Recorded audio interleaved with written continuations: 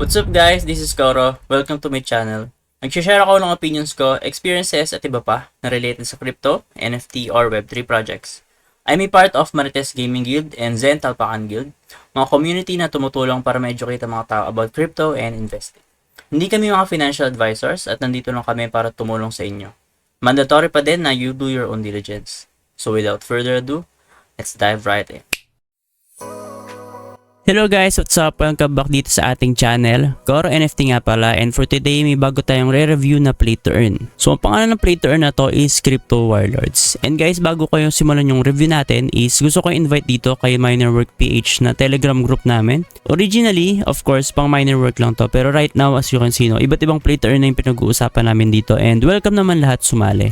So pinag-usapan namin din dito yung mga iba't ibang mga paparating na play to earn, yung ibang mga play to earn na tinalpakan namin yung mga token, pero umalis din kami agad or nag-cut loss kami kasi parang di okay yung play to earn. So right now ito yung mga pinag-usapan namin right now, si Crypto Warlords. So guys, ito nga pala yung website ni Crypto Warlords. So medyo quick lang yung video natin. So hindi siya full review kasi under beta test pa lang siya right now. So if ever i-review ko siya, siguro kapag nag-live na siya or pag hindi na siya beta test. Pero guys, importante yung beta test nila kasi dito makikita nyo or magagamay nyo kung paano laruin nyo mismo or kung paano yung mga strategy na gagawin nyo dito pag mint and pag build ng mismong mga characters. And syempre meron silang leaderboard right now, which is may mga reward makukuha yung mga nasa leaderboard nung kanilang beta test. So gaya ng sabi ko, hindi mo na to full review, so wag nyo expect na i-review ko yung mismong white paper nila, which is ito. So binasa ko lang siya kanina and hindi ko muna siya ngayon i-review kasi nga bibigyan ko lang kayo ng pahapyaw kung paano laruin tong si Crypto Warlords right now sa kanilang beta testing. So to start, ito yung mismong website nila, no? So pag click mo na itong play game, mapupunta ka dito sa mismong mga menu nila. So ang unang-unang gagawin mo is pupunta ka dito sa kanilang game shop.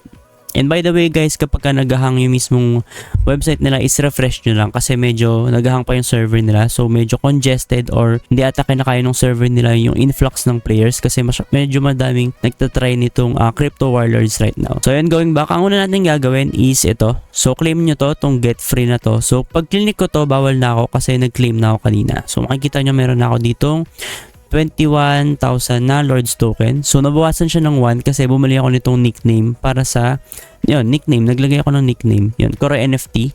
So pwede namang hindi kayo maglagay niyan, pero ako kasi gusto kong lagyan. So para rin matry natin yung mga features nila.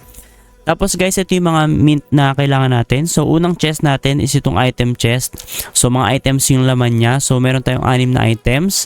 So hindi ko na babanggitin kung ano yung items na yun, and papakita ko na lang sa inyo kapag nag-mint ako. So anong pinagkaiba ng wooden, giant, and spirit chest? So simple lang, mga rarity yan. So as you can see, kapag wooden chest, malaki yung chance na common yung makuha natin, which is 40%. Kapag giant naman, walang common. Uncommon yung pinakamababa. Kapag spirit chest, walang uncommon, kundi rare naman yung pinakamababa dito. Same with warrior chest, no? Ganun din, paangat din siya. Pero yun nga, ang nakita naming strategy dito is yung metal chest lang yung i-open natin, and then yung wooden chest. So ito kasi guys, medyo mahal na siya masyado. So I think mga times halos 6 siya, no, or 7 nung mismong metal chest, and marami ka na makukuha ang character nun kapag ganon. And hinahabol namin yung leaderboard kasi sayang naman yung prize kapag nakakuha ka or nakapasok ka dun sa kanilang leaderboard. So actually guys, i-export ko pa lang din tong mismong feature na to. So try natin to. So click natin tong buy. Check natin kung ano yung makukuha natin. So yan, metal chest. So view inventory. So medyo mabilis mag-load ngayon, no? So open chest. So chest pa rin pala siya pagka napunta siya sa inventory mo. So yan, common nakuha natin. So balik muna tayo ulit guys sa sa menu. Tapos game shop ulit tayo. So mag-mint muna tayo ng I think 5. So buy tayo. Buy. Okay. 2, 3. So pang 5 na to, no? 4 and 5. So buy, yan. So click natin to, meron pa tayong 18k. So marami-rami pa. Tapos wooden chest, buy tayo ng marami nito guys. Kasi maraming item tayong kailangan. So hindi ko na bibilangin, basta kung ilan siguro yung kasya. So medyo parang sacrifice na rin itong ginagawa ko kasi nagte-testing ako. Importante pa naman yung leaderboard. So kapag olats yung mga nakuha ko dito or itong experiment ko, hindi ako makakapasok sa leaderboard. So kayo nang bahala. I-try nyo na lang para gawin yung guide yung pinagagawa ko dito para makapasok kayo sa leaderboard, no? So buy ulit tayo. Kasi guys, 6 yung yung mismong item na laman. So I mean yung anim yung items. So merong parang sa wrist, merong boots ata. So hindi ko sure So nakaka-cancel ko pala. So buy. So check muna natin bago tayo mag-buy ulit. So view inventory. So isa-isa pala to i-open. So ang dami no. So ba't 5 lang to? Alam ko marami akong binili So open natin. Ayan. So medyo matagal. So nakikita nyo helmet. Merong helmet.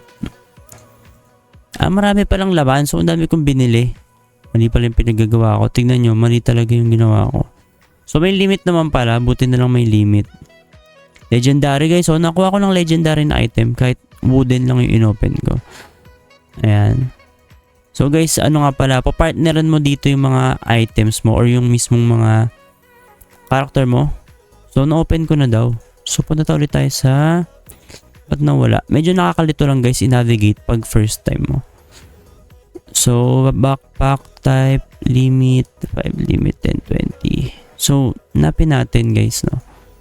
So nasa na yung ano natin?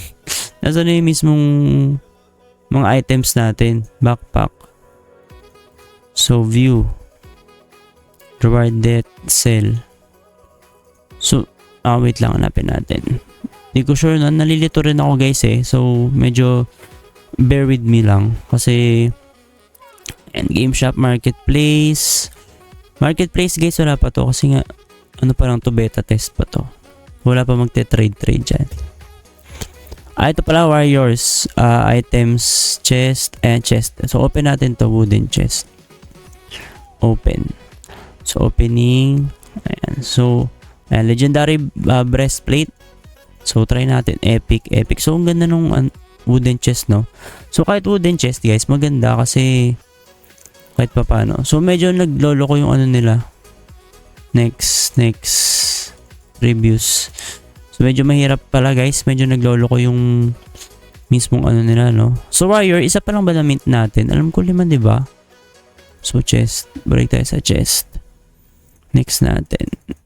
So simulan natin. Ito pala yung warrior sa dulo. So sige nga, open tayo ng warrior chest. Common pa rin Open chest. So wait nyo pala guys, mawala yung chest bago kayo mag-open ng isa pa. Ito rare guys. Ayun no, wala siya. Kasi pagka click nyo agad, mabilis ko click kanina. Nag-error siya. Common. Wala akong makuha maganda. Epic. Ayan. So, I think ang magandang style. Siguro pagka warrior, try nyo yung i-try nyo yung mataas na rarity. Pero pag item, kahit yung mababa lang. Ayun naman na-click ko. Limit pala to. So, previous. Open natin. Next tayo. Open tayo dito. So, wooden chest ulit. Uncommon. Legendary. Ayan. Rare. So kasi guys, ang habol nga natin dito is makapasok sa leaderboard. So mas maganda, mas marami kang asset. Hindi mo kailangan ng sobrang taas na rarity. Siguro kapag ka mainnet na. Pero kasi 'di ba kapag ka ganoon ibig sabihin, mas marami ka na akong Lord's token dito sa beta. Ibig sabihin effective 'yun. Maganda siyang gawin sa mainnet. So maganda rin talaga sumali sa mga beta test. So, alam mo yung mismong gagawin mong technique or strategy kapag ka nag-mainnet na sila.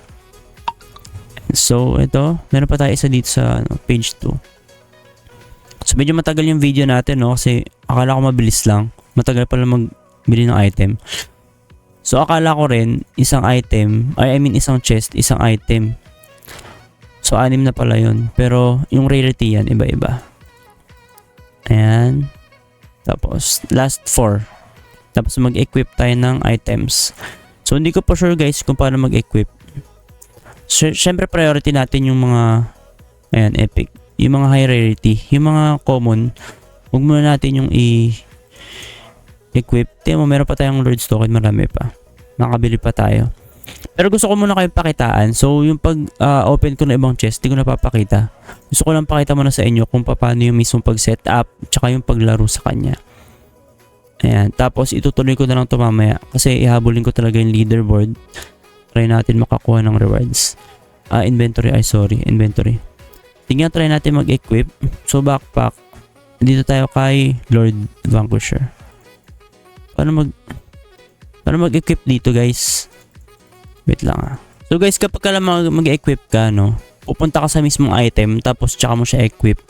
So akala ko kasi doon ka pupunta sa warrior. So try natin equip tong itong Dragon Hunter. So hindi ko kasi sure guys kung kung pwedeng hubarin. Ay, pwede pala hubarin guys. Pero kailangan mong maghintay ng 12 hours. Kasi kada 12 hours yung attack dito. So select natin to. Equip natin yung helmet. Ayan. So type breastplate tayo. So meron tayong legendary natin dalawa, no guys. So equip natin tong isa. Ito parang astig to eh. Ito sana, pero baka sa may makuha pa akong legendary na na warrior. So ayan, select natin to. Ayan.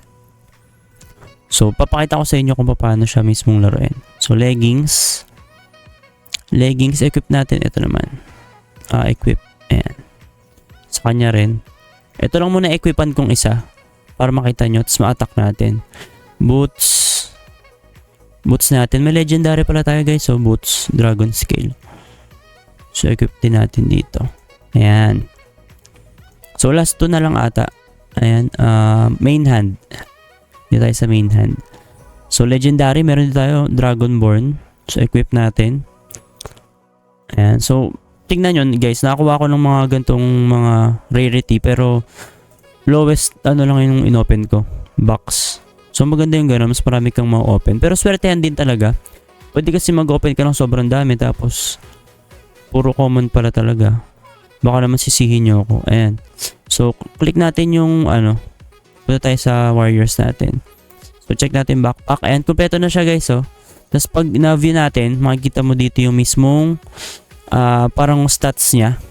So yung stats niya, may computation niya na sa yung white paper nila, naka-detail naman dyan. So may mga plus tsaka minus dito. So death percent guys, yun yung kapag wala kang reward. So death chance, minus 20% tayo. And naka-green yan, so maganda. Battle reward natin, 40.15 Lord's token makukuha natin per battle. So try natin pumalo. Main menu tayo. Tapos ayan, pag ganyan guys, hintayin nyo lang. O kaya pagka sobrang tagal, i-refresh nyo na lang siya ulit. Kasi yung server nga nila is medyo congested. And guys, start battle tayo. So click natin tong battle. And ito yung mismong natin i-attack natin. Kasi itong iba hindi pa naka-setup. Ayan, click natin tong battle. Start battle. Battle, ayan. So wait natin. So naghahang siya, ayan. So I think wala ka namang gagawin dito. Papanoorin mo lang siya. Ayan, so automatic naman siya maglalaro. Akala ko nung una guys, marami kang pipindutin. So ayan guys, so nakita nyo, may base ako na 55 pala. 55 pala yung base ko na Lords. Tapos merong bonus na 73%. Tapos Lords token ko is 95.15. So mataas na siya, no? So isipin nyo kung marami kayong gantong rarity. Or yung iba, tingin ko yung iba is malaki pa rin naman yung rewards. So mas maganda siya. Ayan, so sobrang simple lang laruin si Crypto Warlords. Tapos medyo exciting siya kasi bukod sa magmi-mint ka ng marami, tapos makikita mo yung mga rarity, exciting kapag nakuha ka ng legendary, rare, epic, ganyan. Yung mag-equip ka pa, mag-strategize ka kung saan mo i-distribute yung mismo mga items mo. And then guys, saligay sa nila, sa Discord nila, which is ito. I-leave ko na lang sa description natin. So yung Discord nila maganda yung pagkakagawa. As you can see, meron silang announcement channels. Tapos ito yung pinaka nagustuhan ko, yung updates ito. So pag nakita mo sa updates, talagang automatic ata siya. So kada may dinedeploy silang updates, nakikita nyo dito yung mismong mga ginagawa nila. So ito sa backend to. And may na-upgrade sila yan. Whitelist fix. So kanina finix nila to kasi kanina hindi kami kasama. Yung mga ibang mga nagpa-whitelist sa kanila. Tapos ito, may mga change sila. And then guys, nagbaban sila dito ng mga nang-exploit. Ina-announce sila dito. Ayan, so kasi may mga naban. Iba, ito, walang nicknames. Ito, may mga nickname. May mga YouTuber pa atang naban. Ayan, so immediate yung banning nila, no. So may video contest sila guys. Oo nga pala. Sali kayo dito kasi mag-end ata to after nitong mismong beta test. So ang reward dito, hanapin natin. So may reward dito guys, ito. Ito guys yung video contest nila. Ayan, so open naman to for all. Ayan, so ang gagawin nyo is magkakaroon kayo ng video content creator role. Tapos pwede kayo makakuha ng 5 unique warrior chest. So hindi ata 5 to, so not sure So $1,000 in Lord's token. So ito ata yung total na bibigyan nila. Tapos ang manalo dito is I think 20 nabasa ko. Ayan, 20 tama. 20 yung se-select nila. So open for all siya. Tapos maging creative lang kayo sa video natin. Pwedeng TikTok siya. Nakikita ko kasi dito pag click mo tong video contest. Ayan. Merong mga Twitch, merong TikTok, merong YouTube. So ako magpapasa ako ng YouTube tsaka TikTok para dalawa yung entry ko. So hindi ko sure kung pwedeng multiple entries kada tao. Pero ayan, tatry na lang natin. And then yun nga, be creative lang para mas catchy and then mas matandaan ng mga moderator or ng mga team nila yung mga video nyo, tapos manalo kayo. And then guys, ito nga yung leaderboard nila, no? So as much as possible dapat makapasok tayo sa top 100 kasi top 100 yung minimum na may reward. So 100 above is wala tayong makukuha reward, pero at least natry natin yung beta test. Pero yun, gagrind natin to and itatry talaga natin makapasok sa top 100. So I think yun lang naman para kay Crypto Warlords right now kasi under beta test pa lang siya. So medyo humaba yung video natin kahit akala ko is maikli lang siya. If magkakaroon na sila ng pre-sale, mainnet launch, ipopost ko na lang sa Facebook natin, no? Kasi hindi ko na ginagawa ng video kapag may mga announcements silang ganun. So as much as possible, maging ano rin kayo, no, responsible sa pag-monitor ng mga projects. So sali kayo sa Discord nila, sa Telegram, magbasa kayo ng mga announcement paminsan-minsan. Pero yun nga, gaya ng sabi ko, popost ko naman sa Facebook kapag may pre-sale na sila. Or siguro kapag paano mag-whitelist. Kasi gusto kong mag-whitelist sa kanilang pre-sale kasi tingin ko okay yung token nito. Tingin ko magpapump yung token, pero syempre pwedeng mali naman ako. And then para sa full review, ibibigay ko yung full review nito sa mismong mainnet launch nila. So yun lang guys, if ever may questions kayo, clarifications, mag-comment kayo sa ating comment section. Make sure to follow din ang ating TikTok and Facebook. Yun lang guys, and see you sa ating next video.